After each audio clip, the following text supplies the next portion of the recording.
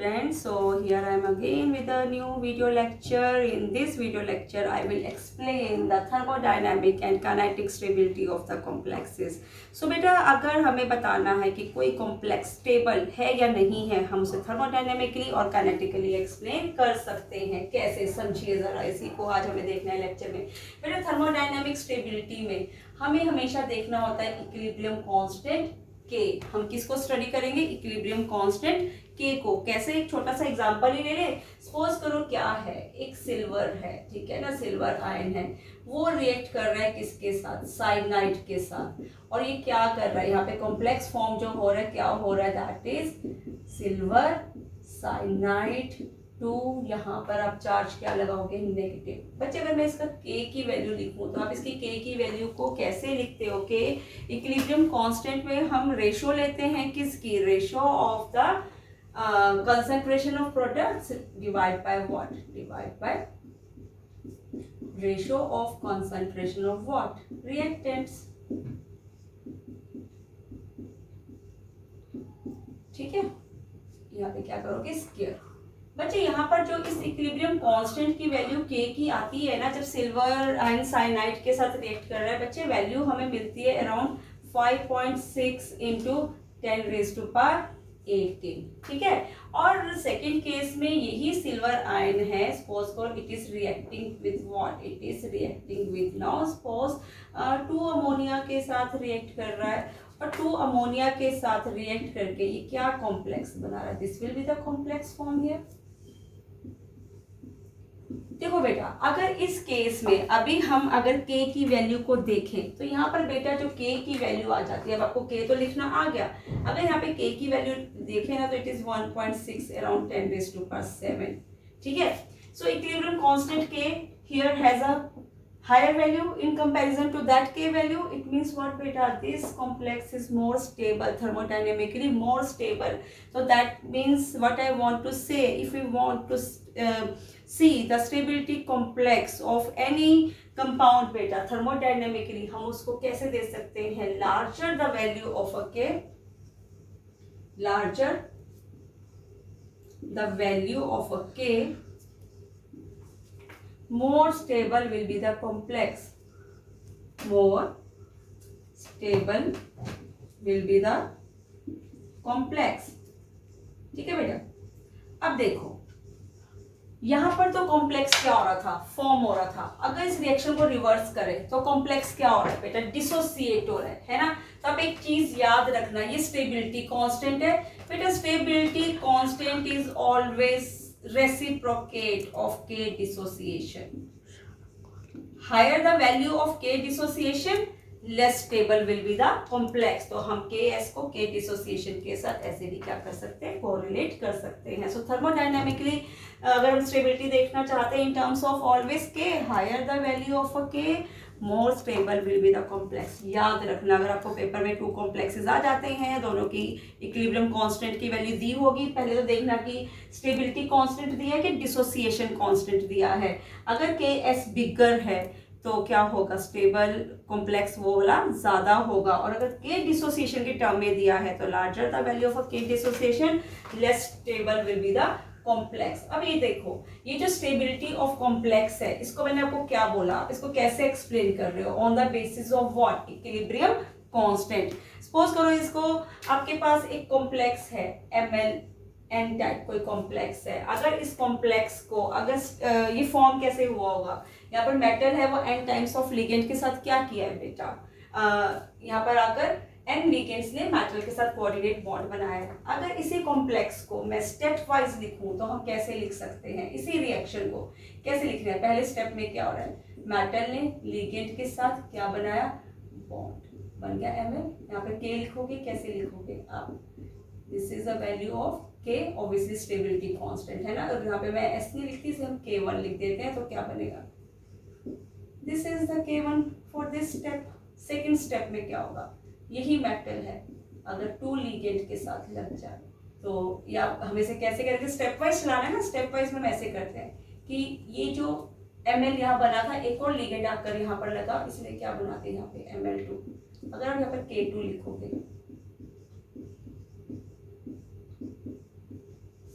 ऐसे लिखोगे, right. Third step में क्या होगा, थर्ड स्टेप में क्या होगा, अब Ml2 के साथ एक और लिगेंड आके लग गया। अब इसने क्या बना दिया, अब इसने बना दिया Ml3। यहाँ पर लिखो जरा K3 को कैसे लिखोगे, Ml3 divide by what, Ml2, और यहाँ पर क्या हो जाएगा है। ऐसे इस रिएक्शन को कितने टाइम्स आपको लेकर जाना है, क्योंकि मुझे तो यहाँ पे ये वाला कॉम्प्लेक्स फॉर्म करना है। तो कैसे, ये वाला लास्ट स्टेप होगा, यहाँ पर अभी क्या बन जाएगा MLN। तो यहाँ पर आप क्या लिखोगे, KN लिखोगे। KN क्या लिखोगे, concentration of products divide by what, concentration of reactants. यही आप अभी तक देखते आ रहे हो। बेटा एक चीज याद रखो, ये रिएक्शन को मैंने स्टेप वाइज रिएक्शन में लिखा। इन रिएक्शंस में क्या होता है बेटा, K1, अगर स्टेप वाइज रिएक्शन में देखो ना, पहला जो स्टेप था वो K1 के विद रिस्पेक्ट था, दूसरा K2। अगर मैं इनके स्टेबिलिटी कॉन्स्टेंट्स को आपस में कंपेयर करूँ ना, तो K1 is always greater than K2 is always greater than K3। Reason क्या है बेटा, यहाँ पर लिगेंड को मेटल के साथ डायरेक्ट अटैच होना है। यहाँ पर लिगेंड को जब अटैच होना है, यहाँ पर Ml बॉन्ड ऑलरेडी बना हुआ है बेटा। यहाँ पर लिगेंड आपस में क्या करते हैं, कोलम्बिक रिपल्शंस करेंगे। इसकी वजह से ये थोड़ा सा क्या हो जाएगा कि कॉम्प्लेक्स है ना, यहाँ पर ये जो K2 है इसकी स्टेबिलिटी K1 से क्या हो जाएगी, कम हो जाएगी। तो जैसे जैसे आप अगर रिस्पेक्टिव स्टेप्स पे चलते रहते हो, कोलम्बिक रिपल्शंस भी क्या होती रहती है, इंक्रीज करती रहती है। So this is always the order of the successive steps for the formation of a complex। ठीक है, याद रखना K1 is always more stable than K2 than K3 because as the steps we goes to the successive या further steps, always the coulombic interactions या repulsions will be there। ठीक है ना, so this will be the reason। अब देखो ये जो stability of complex है, इसको हम एक और तरीके से भी क्या कर सकते हैं, एक्सप्लेन कर सकते हैं। कैसे, जरा इसको भी ध्यान से समझो। सपोज करो फिर से एक कॉम्प्लेक्स क्या है, यही सेम कॉम्प्लेक्स है MLN। ठीक है, इस कॉम्प्लेक्स को अभी आप कैसे, इसको भी अगर हम देखें कैसे रिप्रेजेंट कर सकते हैं। पहले क्या हुआ, जैसे ये मेटल है, इसने लिगेंड के साथ रिएक्ट करके क्या बनाया, मेटल लिगेंड बनाया। यहाँ पर जो मैं लिखूंगी ना स्टेबिलिटी कांस्टेंट, इसे हम बीटा के टर्म में लिख रहे हैं। किसके टर्म में लिख रहे हैं, बीटा। इसको भी ध्यान से समझो कि बीटा और के कैसे डिफरेंट है। यहाँ पर क्या होगा, बीटा और के को रिप्रेजेंट करने का बेटा तरीका तो बिल्कुल क्या है, सेम ही है। सेकेंड स्टेप में क्या होगा, सेकेंड स्टेप में सपोज ना कि दूसरी बार में क्या हो रहा है, मेटल दो लिगेंड के साथ ही सीधा अटैच कर रहा है। पहले वहां पर तो क्या हो रहा था, जो Ml बन रहा था उसके साथ अगला लिगेंड जा रहा था। बट यहाँ पर क्या होगा, पर अब इसमें क्या होगा बेटा, यहाँ पर अगर हम देखेंगे बीटा को आप कैसे रिप्रेजेंट करोगे। अब यहाँ पर ये बन जाएगा Ml2, यहाँ पर क्या लिखोगे, डिवाइड बाय M, और क्या लिखोगे, डिवाइड बाय L। L कितने टाइम्स है, यहाँ पे L2, यहाँ 2 लिगेंड्स है ना, मैं 2 लिगेंड्स यहाँ मेंशन करूंगी। नेक्स्ट स्टेप में क्या होगा, ये जो मेटल है बेटा 3 लिगेंड्स के साथ क्या कर रहा है, अटैक कर रहा है। ठीक है ना, अटैच हो रहा है, कॉम्प्लेक्स बना रहा है। तो यहाँ पर क्या बन जाएगा, Ml3। तो बीटा 3 को मैं क्या लिखूंगी, यहाँ पर मैं इसको लिखूंगी Ml3 divide by what, Ml3। अब यहाँ पर इस केस में कोलम्बिक रिपल्शंस का इतना रोल नहीं रहेगा। जब हम के टर्म में लिख रहे थे तो कोलम्बिक रिपल्शंस थी। अब अगर इस स्टेप को कॉन्टिन्यूट करो, कहाँ तक कॉन्टिन्यूट करना है, जब तक कि इसके साथ N लिगेंड्स नहीं लग जाते। अब यहाँ पर क्या बन जाएगा, MLN। अब ये जो बीटा N बना, ये ओवरऑल रिएक्शन के लिए क्या बनाया आपने, बीटा N को लिखा। फिर अब यहाँ देखो क्या होगा, यहाँ पे M और यहाँ पर L raise to power N। ठीक है बच्चे, यहाँ पर जो बीटा N मिला है ना, इसी को हम क्या कहते हैं बेटा, इसी को हम कहते हैं that is known as the overall. एक मिनट जरा मार्कर को चेंज कर लें बेटा। यहाँ पर ये जो बीटा N है ना, ये क्या है, इट इज ओवरऑल। इसे क्या कहते हैं, overall stability. It is what, overall stability constant. ठीक है बेटा, इसको याद रखना बेटा। बीटा और के आपस में कैसे रिलेटेड है। सपोज करो मेरे पास अगर बीटा यहाँ इस सपोज करो बीटा 4 हो जाता है, मैंने सक्सेसिव आगे लिख रही थी ना, बीटा 1 बीटा 2 बीटा 3। सपोज करो बीटा 4 है, तो beta 4 is related to K1 K2 K3 K4। अगर यहाँ पर बीटा 3 हो जाता तो आप क्या लिखते, it is related to K1 K2 K3 बेटा like this it is always related to what K values. अगर मैं इसको मैथमेटिकली भी सॉल्व करना चाहूँ the relationship between the overall stability constant and the equilibrium constant, तो कैसे इसको बेटा हम मैथमेटिकली भी क्या कर सकते हैं, सॉल्व कर सकते हैं। मैंने आपको क्या बोला, मैंने आपको बोला कि इन दोनों के बीच में ये जो दो तरह से हमने स्टेबिलिटी कांस्टेंट को एक्सप्रेस किया, एक बार K के टर्म में, एक बार किसके टर्म में, बीटा के टर्म में। जैसे फॉर एग्जांपल मैंने आपको क्या बोला, beta 3 is equal to what, it is equal to K1 K2 K3। इसको एक्सप्लेन करना चाहते हो, इसको मैथमेटिकल छोटी सी डेरिवेशन है, देख लेते हैं। आपने बेटा बीटा 3 को क्या लिखा था, पीछे जाकर देख लो। आपने बीटा 3 को लिखा था ML3 M, और यहाँ पर आपने क्या लिखा था, यहाँ पे आपने लिखा था L3। अब क्या करो, यहाँ पर जो न्यूमरेटर है और जो डिनोमिनेटर है बेटा इन दोनों ही टर्म्स को मल्टीप्लाई करो, किससे मल्टीप्लाई करो, ML2 ये 3 था ना, ML2 ML1 से। सीक्वेंस देखो ML2 ML। अब इन्हें रीअरेंज कर दो, अब इन्हीं सारी टर्म्स को क्या कर दो बेटा, रीअरेंज कर दो। अगर मैं इसे रीअरेंज करूँ इन्हीं टर्म्स को, मैं इसको लिख सकती हूँ ML3 divide by what, ML2 L और ML2। सिर्फ रीअरेंजमेंट हो रहा है यहाँ पे टर्म्स का, मैं कुछ नहीं इनको और कर रही है ना, कुछ नहीं छेड़ रहे, कुछ नया ऐड नहीं कर रहे, just I am doing what, मैं इनको रीअरेंज कर रही हूँ सारी टर्म्स को। ये क्या बन जाएगा ML, this is equivalent to 1। ये पूरी टर्म किसके इक्विवेलेंट है, K1 सॉरी K3, ये किसके इक्विवेलेंट है, K2 के। ये पूरी टर्म K2 और पूरी टर्म किसके इक्विवेलेंट है, K1, that is equal to what, beta 3। ऐसे हम इसको मैथमेटिकली क्या कर सकते हैं, सॉल्व। बेटा ये बीटा भी बताता है कि कोई स्टेबल, कोई कॉम्प्लेक्स थर्मोडायनेमिकली स्टेबल है कि नहीं है। एग्जांपल देख लो, आप पेपर में दे सकते हो इस एग्जांपल को। जैसे आपके पास suppose we have a complex of copper with ammonia and similarly there is one another complex of cadmium with ammonia. Both are transition metals. Here copper is forming a complex, here cadmium is forming a complex. बेटा अब यहाँ पर stability constant कैसे affect करेगी, अगर मैं यहाँ पर बेटा बीटा की वैल्यूज को देखती हूँ, यहाँ पर बीटा की वैल्यू इस केस में जहाँ अमोनिया है बेटा, यहाँ पर जो बीटा की वैल्यू है दैट इज अप्रोक्सीमेटली 13.34। अगर यहाँ पे बीटा की वैल्यू को देखेंगे ना जस्ट 7, तो larger the value of a beta more the complex will be more thermodynamically stable. तो इन दोनों में से कौन सा कॉम्प्लेक्स स्टेबल हुआ, कॉपर का कॉम्प्लेक्स। इसकी स्टेबिलिटी को हम केमिकल रिएक्शन से भी एक्सप्लेन कर सकते हैं, कैसे कर सकते हैं जरा ध्यान से समझो कैसे। ये देखो ये थर्मोडायनेमिकली ज़्यादा स्टेबल था। सपोज करो इस कॉम्प्लेक्स में से अगर H2S गैस को क्या करें, पास करें, तो क्या होगा बेटा, यहाँ पर कभी भी कॉपर सल्फाइड के PPTs नहीं बनेंगे। बट अगर कैडमियम इस कॉम्प्लेक्स में से, कैडमियम के साथ जो कॉम्प्लेक्स बना है H2S गैस को पास करो बेटा, यहाँ पे कैडमियम सल्फाइड के PPTs फॉर्म हो जाएंगे। It means what, it means कि this complex was thermodynamically more stable also. वैसे भी यहाँ पर बीटा की वैल्यू क्या थी, अप्रोक्सीमेटली 13, और यहाँ बीटा की वैल्यू क्या थी, सिर्फ 7। तो बेटा ये कुछ एस्पेक्ट्स हैं जिसके बेसिस पे हम क्या दे सकते हैं कि कोई भी कॉम्प्लेक्स थर्मोडायनेमिकली स्टेबल है या नहीं है। अगर हमें अब भी देखना है कि कोई कॉम्प्लेक्स स्टेबल है, कैसे, काइनेटिकली भी।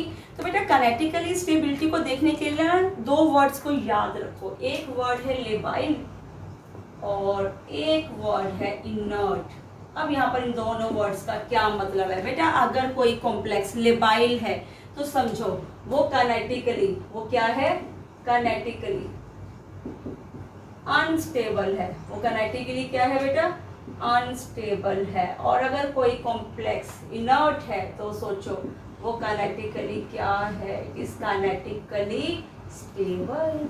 अब इसका मतलब क्या हुआ समझे जरा एक एग्जांपल से। चलो एक छोटा सा एग्जांपल्स लेकर जब भी हम चीज़ें करते हैं ना बेटा, वो हमेशा हमारे दिमाग में ज़्यादा टाइम के लिए रहती हैं।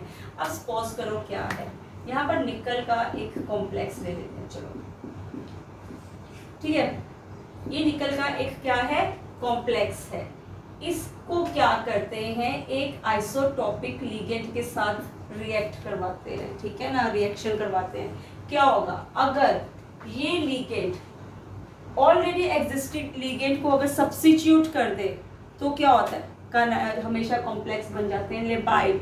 Labile complexes means what, if one of the ligand of the complex can be substituted by some another ligand, then that means कि this complex is what, kinetically labile, and labile means what, it is kinetically unstable। तो अगर यहाँ पर हम इसका reaction करवाए ना बेटा, यहाँ पर तो ये इसको क्या कर देता है, it will replace one of the ligand, ठीक है। ये जो आइसोटॉपिक लिगेंड था, एक लिगेंड को क्या कर दिया उसने, रिप्लेस कर दिया, तो ये कॉम्प्लेक्स काइनेटिकली तो क्या बन गया, अनस्टेबल बन गया।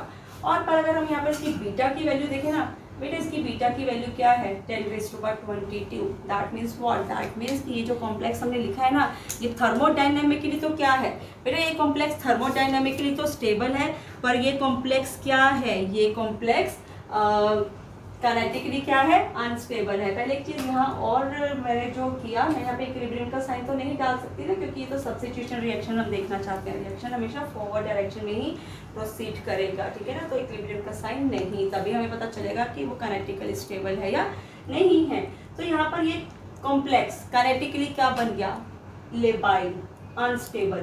पर बीटा की वैल्यू शो कर रही है कि थर्मोडायनेमिकली क्या है, कॉम्प्लेक्स स्टेबल। तो it never means if the complex is kinetically unstable, तो it will thermodynamically also it will be unstable. No, here we can see it is thermodynamically what, unstable, but thermodynamically it is very stable। तो अगर आपको ये बहुत अच्छे से समझ में आया, अब यहाँ पर बेटा हम क्या करेंगे, हम देखेंगे कुछ फैक्टर्स जो कॉम्प्लेक्स की स्टेबिलिटी को क्या करते हैं, अफेक्ट करते हैं, ठीक है ना। तो सबसे पहला जो इसमें हम ले रहे हैं बेटा, एक कॉम्प्लेक्स में दो ही पार्ट्स हैं, या तो एक मेटल है या तो क्या है, लिगेंड। तो अगर किसी भी कॉम्प्लेक्स की स्टेबिलिटी को देखना है, या तो वो मेटल पे डिपेंड कर रही है या वो किस पे डिपेंड कर रही है, लिगेंड पे। तो इन फैक्टर्स में हम मेटल और लिगेंड के अफेक्ट्स को ही क्या करेंगे, समझेंगे। तो नेक्स्ट पार्ट क्या है, factors which affect the stability, factors which affect the stability। बहुत इंपॉर्टेंट क्वेश्चन है, पेपर में बहुत रिपीट भी होता है। तो सबसे पहले जो मैं फैक्टर डिस्कस कर रही हूँ ना, मैंने बोला या तो मेटल या तो क्या, लिगेंड, यही दो चीजें अफेक्ट कर सकती है। तो सबसे पहले जो मैं यहाँ पर डिस्कस करने लगी हूँ पार्ट बेटा, वो डिस्कस कर रही हूँ मेटल को। मेटल में देखो सबसे पहले क्या, दैट इज चार्ज। मेटल में भी क्या, सबसे पहले चार्ज, ठीक है, charge on the metal ion. Let we have one metal which has a charge Fe2 positive and another metal which has a charge 3 positive. Larger the charge on a metal ion, more stable will be the complex. So Fe3 positive, Fe2 positive में से which will be more stable, Fe3 positive. What is the reason? Beta, if charge density is more, here charge density is more. Charge density का मतलब क्या है, charge upon radius ratio. यहाँ पर देखेंगे अगर किसी मेटल के ऊपर चार्ज ज्यादा है, ठीक है ना, चार्ज की डिस्ट्रीब्यूशन ज्यादा है, तो उसका मतलब क्या है, वहाँ पे बेटा चार्ज पर यूनिट एरिया क्या है, या पर यूनिट रेडियस बोल देते हैं, चार्ज पर यूनिट रेडियस क्या है बेटा वहाँ पर ज्यादा है। तो ऐसे कॉम्प्लेक्सेस हमेशा, या ऐसे मेटल आयंस हमेशा कॉम्प्लेक्सेस क्या बनाएंगे, ज्यादा स्टेबल बनाएंगे।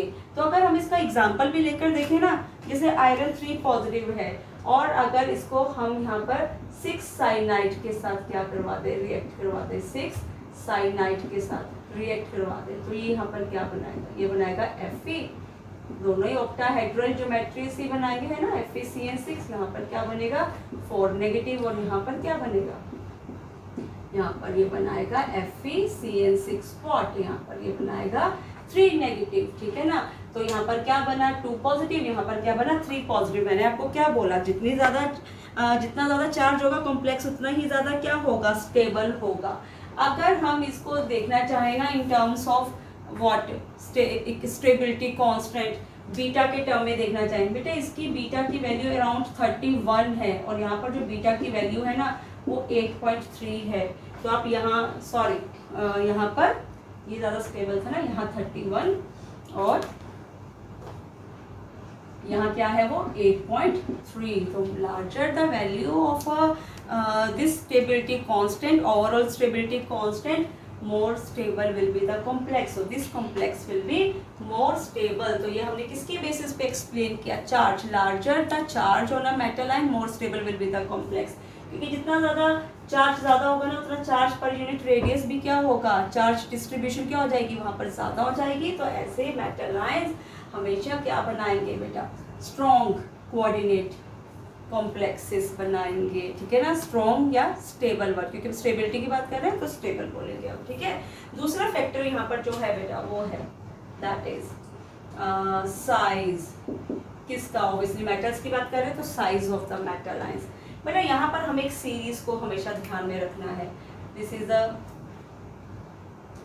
Edwin William series. पहले तो ये सीरीज किसके लिए है, this series is for the divalent metal ions. और इस सीरीज में डाइवेलेंट मेटल आयंस को अरेंज किया है in the increasing order of what, in the increasing order of the stability of complexes. तो डाइवेलेंट मेटल आयंस, और यहाँ पर जो मेटल्स भी सिलेक्ट किए हैं ना, एक तो एल्केलाइन अर्थ मेटल्स हैं और दूसरी फर्स्ट ट्रांजिशन सीरीज की मेटल्स को आपस में क्या किया है, कंपेयर करते हुए एक सीरीज बनाई है और सारे क्या है, डाइवेलेंट है। इसको कहते हैं एडविन विलियम सीरीज। अगर इस सीरीज को मैं अरेंज करूं, इस सीरीज में बेटा फैक्टर जो लिया है ना that is ionic radii factor लिया है। व्हाट दिस सीरीज से it says larger the ionic radii more less stable will be the complex. जितनी ज़्यादा किसी मेटल आयन की रेडियाई ज़्यादा हो जाएगी, क्योंकि अब चार्ज डिस्ट्रीब्यूशन उतनी क्या हो जाएगी, कम हो जाएगी, है ना, तो स्टेबिलिटी भी क्या हो जाएगी, कम हो जाएगी। So larger the ionic radii of a metal ion less stable will be the complex. तो इस सीरीज को में डाइवेलेंट आयंस, कौन से मेटल्स, एल्केलाइन अर्थ मेटल्स, और इसके साथ साथ क्या लिया था, फर्स्ट ट्रांजिशन सीरीज, ठीक है ना। तो देखो अगर मैं इस सीरीज को अरेंज करूं तो सबसे पहले हम एल्केलाइन अर्थ मेटल्स को लेते हैं। तो इसमें क्या, मैग्नीशियम 2 पॉजिटिव, मैग्नीशियम के बाद आपके पास यहाँ पर क्या आ जाता है, आप यहाँ पर लिखते हो magnesium, calcium, francium and what, barium. We know that इस डाइवेलेंट आयन का जो आयनिक रेडियस है कम है, तो ये क्या बनाएगा, ज़्यादा स्टेबल कॉम्प्लेक्स बनाएगा, है ना, अगर मैं एल्केलाइन अर्थ मेटल की सीरीज को देखूं। इसके बाद अगली सारी सीरीज किसकी आ जाती है, ट्रांजिशन सीरीज आ जाती है। उसमें जो हम शो कर रहे हैं मैग्नीज से शो करते हैं, ठीक है। मैग्नीज, मैग्नीज के बाद क्या, आयरन, आयरन के बाद क्या, कोबाल्ट, कोबाल्ट के बाद क्या आ जाता है, निकल, निकल के बाद क्या आ जाएगा आपके पास आ जाएगा जिंक। पहले जिंक आ जाता है ना, फिर जिंक के बाद क्या आ जाती है, जिंक के बाद आ जाएगा copper 2 positive. It means what, अगर इस पूरी सीरीज को देखें यहाँ तक तो सिर्फ आयनिक रेडियाई का इफेक्ट तो है ही है। इस यहाँ पर क्या है, जब हम ट्रांजिशन सीरीज की बात करते हैं ये ज़्यादा स्टेबल कॉम्प्लेक्सेस क्यों बना रहे हैं, क्योंकि यहाँ पर क्रिस्टल फील्ड स्टेबलाइजेशन इफेक्ट भी आ जाता है, ठीक है ना। तो ये जो डाइवेलेंट मेटल आयंस है हमेशा जो एल्केलाइन अर्थ मेटल है उनसे हमेशा क्या बनाएंगे, स्टेबल कॉम्प्लेक्सेस बनाएंगे। सो दैट मीन्स कि कॉपर 2 पॉजिटिव और अगर आप मैग्नीज 2 पॉजिटिव को कंपेयर करो, which will form a stable complex, obviously copper 2 positive. और ये जो सीरीज है, इस सीरीज को कैसे अरेंज किया, इसको किया in the increasing order of, कैसे अरेंज किया, increasing order of what, stability, right. याद रखना, इस सीरीज को याद रखना। कंपेरेटिवली मेटल्स को आपस में कंपेयर करना क्या हो जाएगा, इजी हो जाएगा। साइज के बाद जो नेक्स्ट फैक्टर है दैट इज इलेक्ट्रोनेगेटिविटी और charge distribution. Next factor is what, it is a electronegativity. ये भी बहुत आसान है बेटा, याद रखना।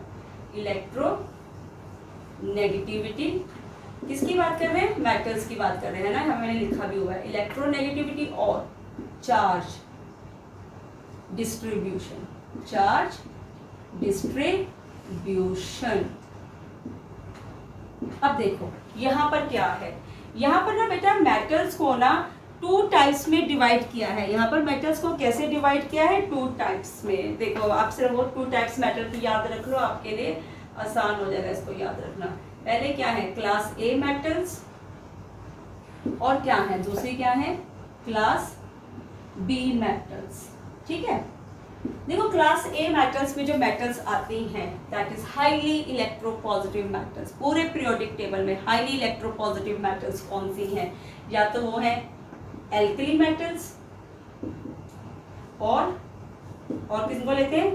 एल्केलाइन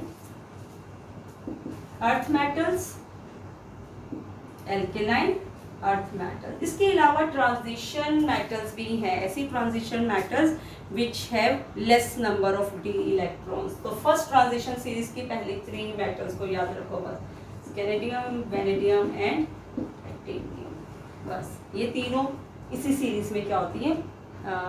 एड ऑन है, राइट। और जो क्लास ए मेटल्स है, ये सारे मेटल्स है, दे आर हाईली इलेक्ट्रोपॉजिटिव, बेटा दे will form more stable complexes with those ligands which contain oxygen, nitrogen and sulfur. Sorry, most electronegative बोले ना सल्फर, तो यहाँ नहीं आ सकता। क्या है? क्या आएगा? फ्लोरीन, है ना। यही है 3 इलेक्ट्रोनेगेटिव ऐसे ligands which contain oxygen, nitrogen और फ्लोरीन में से कुछ भी हो, ये वाले आइटम्स प्रेजेंट हो, तो हमेशा वो alkali metal, alkaline earth metal या स्केलेडियम, वेनेडियम और टाइटेनियम के साथ क्या बनाएंगे? मोर स्टेबल कॉम्प्लेक्सेस। अब क्लास बी मेटल्स में क्या जाती है? सारी हैवी मेटल्स बेटा यहाँ आ जाती हैं। All heavy metals like what? Like platinum, like what? Palladium, like what? Silver. Obviously list तो क्या है? लंबी है। ये जो मेटल्स है they are comparatively what? Less electropositive. They will form more stable complexes with the ligands which contain sulphur, phosphorus, या हम कह सकते हैं ब्रोमाइड आयन प्रेजेंट है, या क्या प्रेजेंट है? आयोडाइड आयन प्रेजेंट है। इनके साथ कॉम्प्लेक्स बनाएंगे। एग्जांपल ले जरा, अगर silver, silver metal ion present है ना, सिल्वर ये है, सिल्वर आयन है, तो एक तरफ फ्लोराइड आयन है और एक तरफ क्या है? आयोडाइड आयन है। तो सिल्वर पॉजिटिव किसके साथ स्टेबल कॉम्प्लेक्स बनाएगा? हमेशा आयोडाइड के साथ। ये जो स्टेबिलिटी है इस कॉम्प्लेक्स की हमेशा क्या होगी? ज्यादा होगी। तो बस आप मेटल, क्लास ए मेटल्स और क्लास बी मेटल्स को अच्छे से ध्यान में रख लो। तो ये सारे फैक्टर्स तो हमने किसके पढ़े?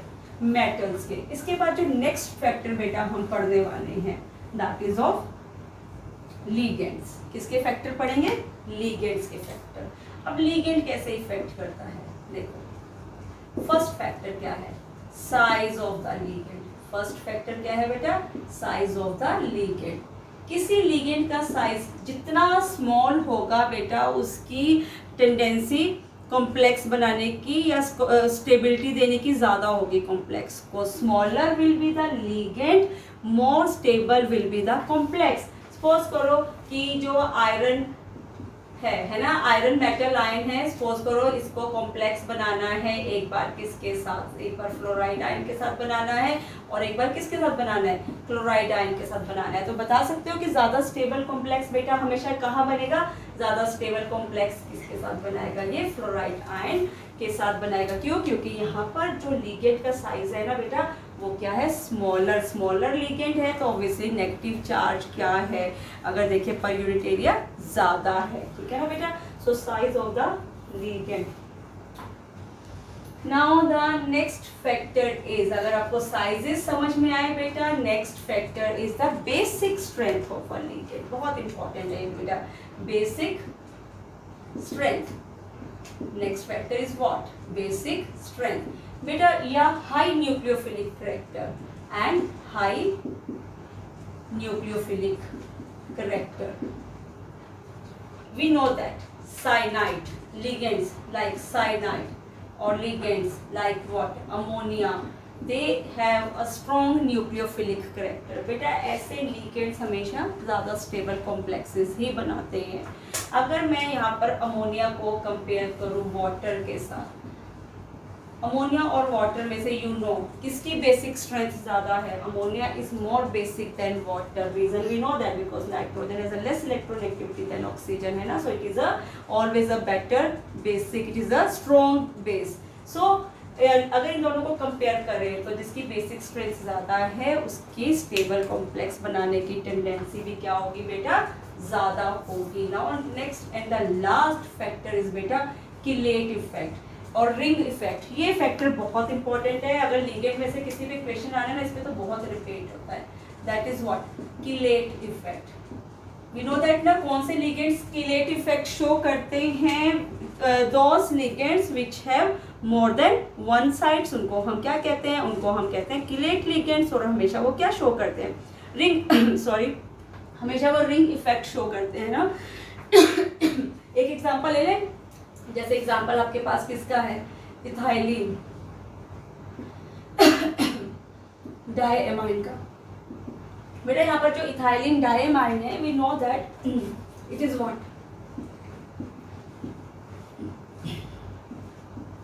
It is a bidentate ligand. क्यों, क्योंकि यहाँ पर इस लिगेंड के पास ना 2 साइड्स प्रेजेंट है, जिससे ये क्या कर सकता है, एक सिंगल एक्सक्यूज मी इसमें 2 साइड्स हैं जिसके साथ एक सिंगल मेटल आयन के साथ बेटा क्या बना सकता है, बॉन्ड बना सकता है। तो ऐसे लिगेंड जो होते हैं ना बेटा, जो किलेट इफेक्ट शो करते हैं, याद रखना उनकी स्टेबिलिटी हमेशा क्या होती है, ज्यादा। अब स्टेबिलिटी ज्यादा होने का रीजन क्या है समझो, बहुत इंपॉर्टेंट रीजन है बेटा।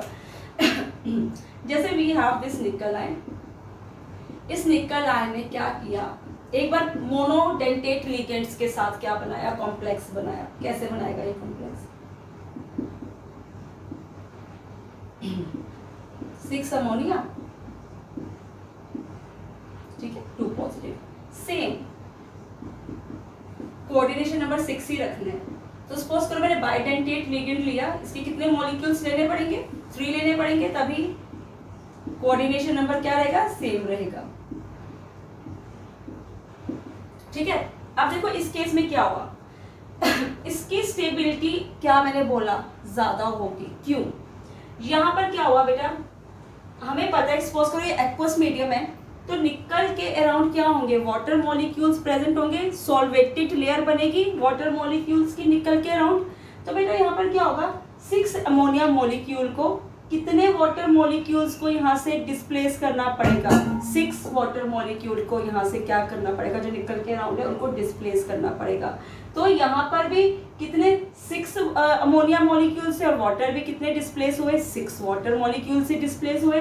तो यहाँ पर अगर हम देखें डिसऑर्डर या रेंडमनेस, जिसे हम क्या कहते हैं, एंट्रोपी से रिलेट करते हैं, तो यहाँ पर तो एंट्रोपी क्या रही, रिएक्टेंट साइड पे भी और प्रोडक्ट साइड पे भी क्या रही, और सेम ही रही ऑलमोस्ट। क्यों, क्योंकि 6 अमोनिया ने 6 वाटर मॉलिक्यूल को जो कि सॉल्वेटेड लेयर के फॉर्म में थे निकल के अराउंड, उनको क्या कर दिया, डिस्प्लेस कर दिया।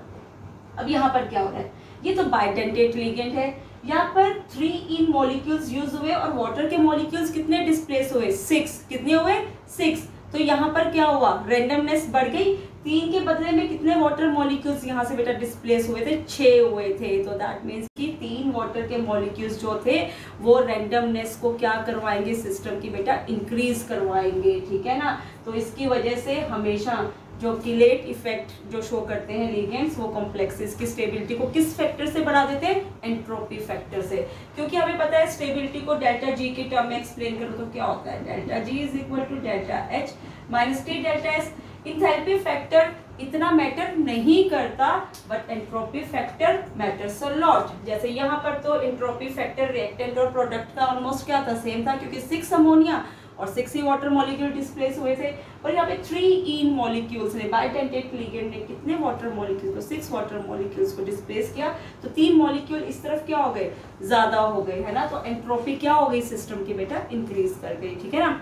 और एक और भी फैक्टर है, ये भी हम देख सकते हैं बेटा, यहाँ पर देखो जब निकल के अराउंड 6 अमोनिया मॉलिक्यूल अरेंज हुए, तो वो इजिली अरेंज कैसे अरेंज हुए कि एक लिगेंड लगा, दूसरा लिगेंड, तीसरा, फिर 4th one, 5th one and 6th one.